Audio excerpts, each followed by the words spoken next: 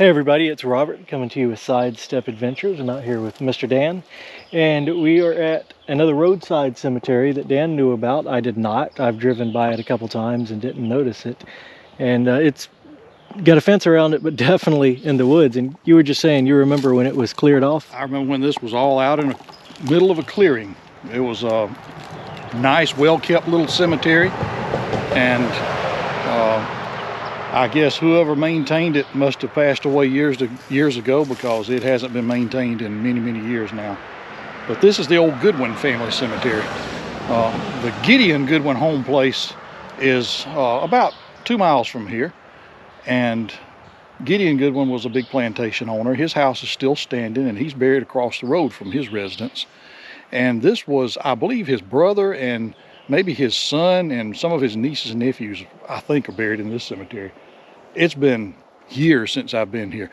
Their house was right here across the road, where you see there's a row of pecan trees right down there. You see where that little building is? Yeah. That's where the Goodwin house was, and it burned years ago. But it was a nice old one-story home.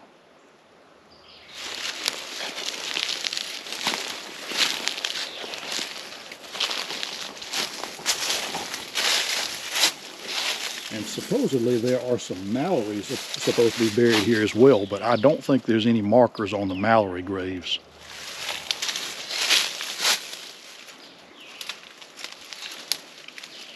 I think it's been a while since anyone went through that gate. Sure, no.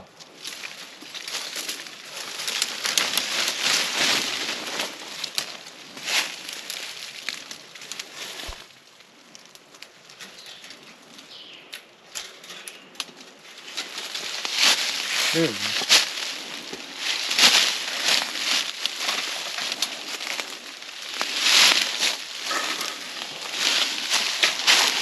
I was about to say you might fit through there, but I don't think I will.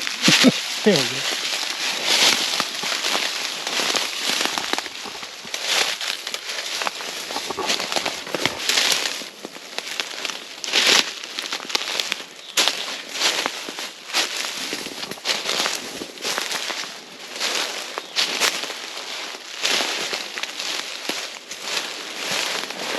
Wow, there's a footstone right there. Yeah. Stepped on.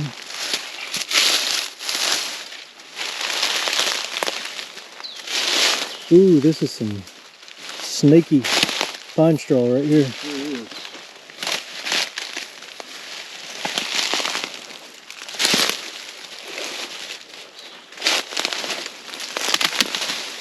I remember there used to be lots of graves in here, but it looks like there's only 2 marked ones. The others are just rocks. And you wouldn't be able to see them for all this. Oh, I see one right there. There's 2 pine trees growing in it, but so you wouldn't be able to see them for all this. That stuff right there that you call Virginia creeper, it may not break out on you, but it breaks out on me, so I'm going to keep my distance. Now that right there, that's definitely poison ivy. Leaves of 3. I think that's Virginia creeper with the 5 leaves. But I'm not allergic. So. I know, and I am. I'm allergic to all of it. All right, here we go.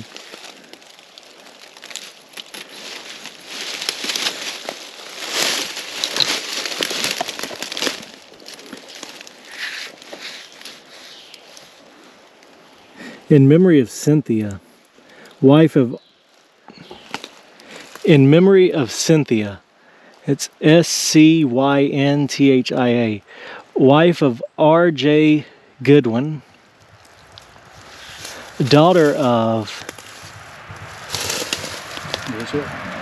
Yeah, I've got mine in the car. That works out perfect. Daughter of Robert and Delia Hensley. Born November 23rd, 1813. And she died May 13th, 1881. She made home pleasant. That's a different spelling of Cynthia. Yeah, it is. Come back. How many graves do you suppose are in this plot? I wouldn't know. I'm just guessing. I can see 2 right there. that are obvious with the rock at the head. Yeah. There's room for probably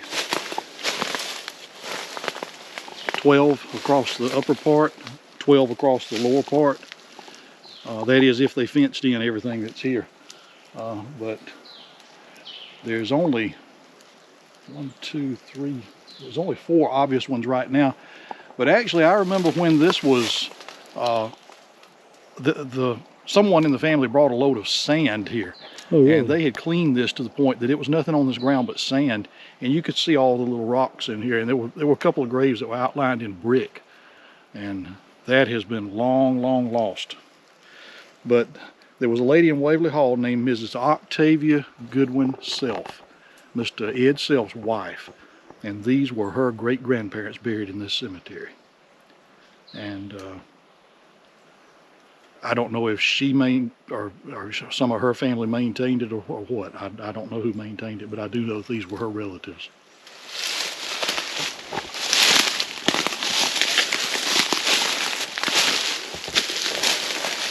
Do you remember if this one was broken last time you were in here? I don't recall this being broken like this, because I remember you could pass by and see 2 plainly visible upright headstones here.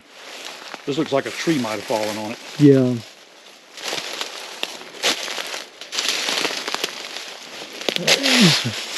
This is the base. Look how much is piled on that. And it's a good 2 inches piled on top of this, the base for the headstone there.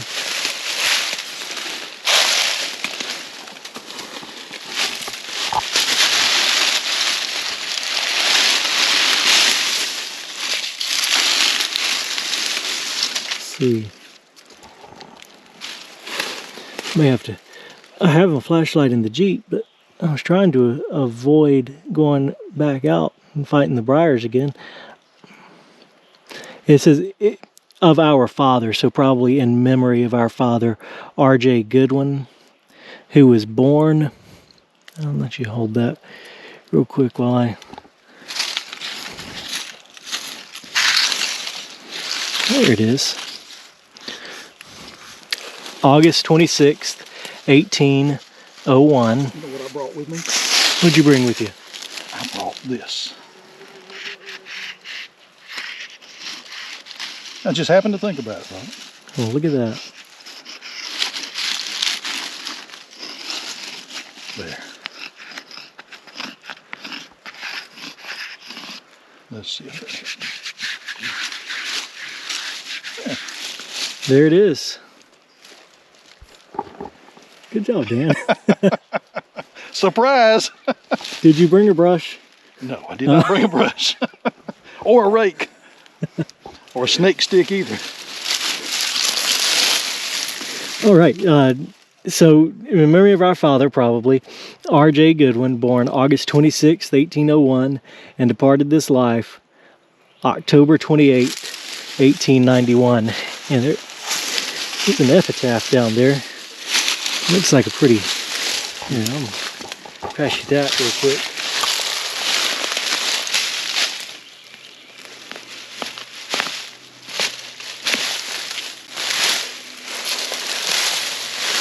Watch out for those ants on that base right there. Yeah, those are fire ants too. And they are unhappy with me at the moment.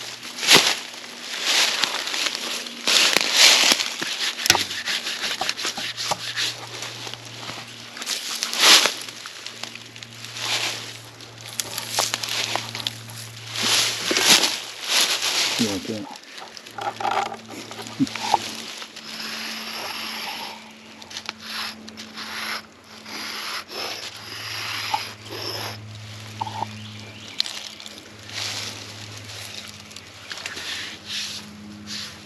Can you read that any better than I can? It's, oh, I a think it man. says a man of honor. A man of honor.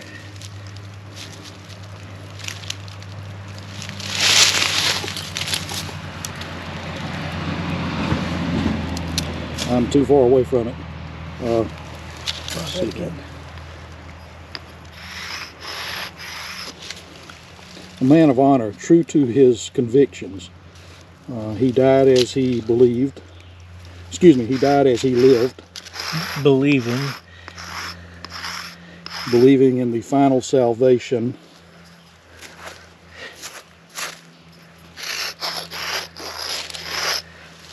of all men. of all men. That was nice.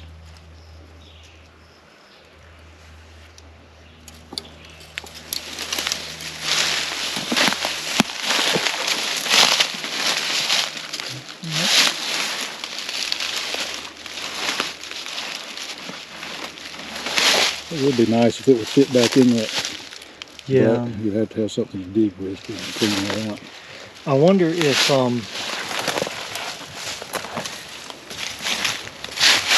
that's a dirt or I was hoping there might be a slab under there. I think it's just dirt.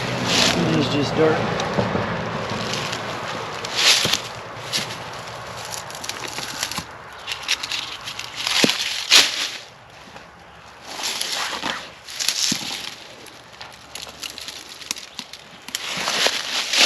Set it there.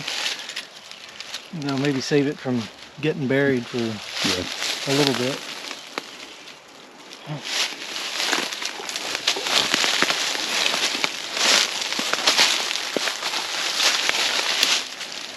Don't touch those, Dan.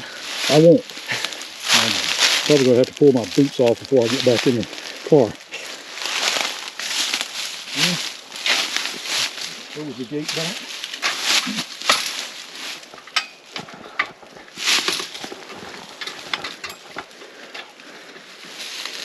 You know, as nobody's been in there for a long time, and after this, nobody will probably go in there for a long time. Probably not. Yeah, sad, really.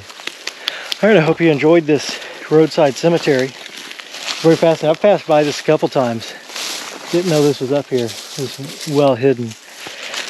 We'll see you next time.